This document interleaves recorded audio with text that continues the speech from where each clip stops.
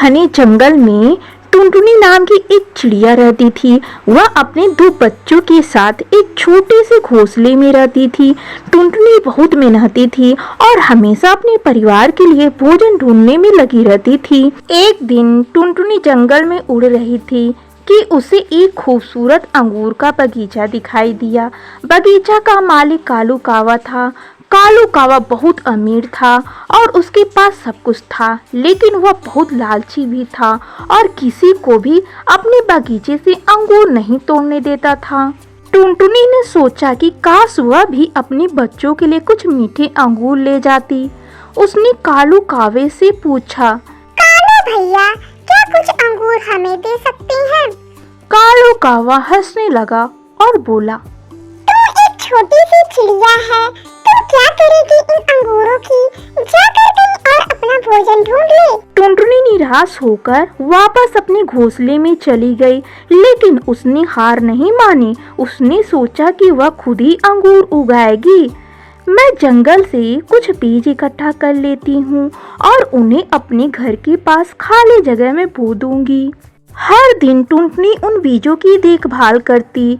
वह उन्हें पानी देती, खरपतवार निकालती और उन्हें धूप से भी बचाती। धीरे धीरे बीज अंकुरित होने लगे और पौधे बड़े होने लगे। कुछ महीनों बाद पौधों पर अंगूर के गुच्छे लग गए।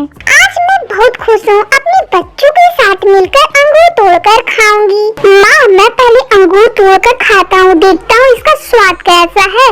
माँ, ये अंगूर तो बहुत ही लाजवाब है, मुझे बहुत मीठा लग रहा है।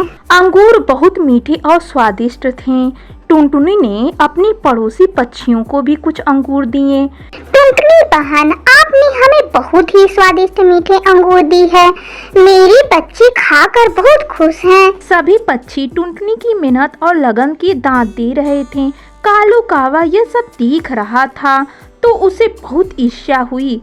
मैं भी टुनटुनी की तरह अंगूर का बगीचा बनवाऊंगा। मैं अभी माली को बुलवाता हूँ। उसने माली को काम पर रखा और उससे बोला, तुम जाओ, सबसे महंगे बीज खरीद के लाओ, ये लो पैसे।